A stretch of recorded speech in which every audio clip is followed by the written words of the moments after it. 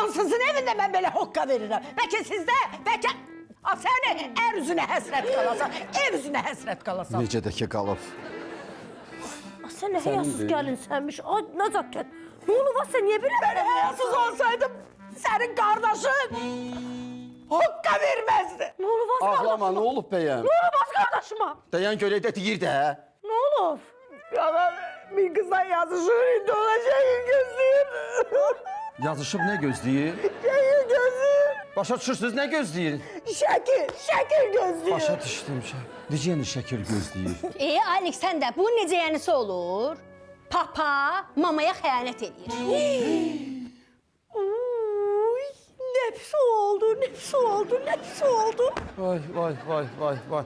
Görək vida deyəcəm, mən səndən gözləməzdimi? Bir üzü gəlin, bir üzü qız. Gözəllik ilahəsi, su sonası kimi qadına. Heç xəyanət eləyərlər. Vay, mənim daha heç sözüm yoxdur. Sən buna layiq qadın deyilsən.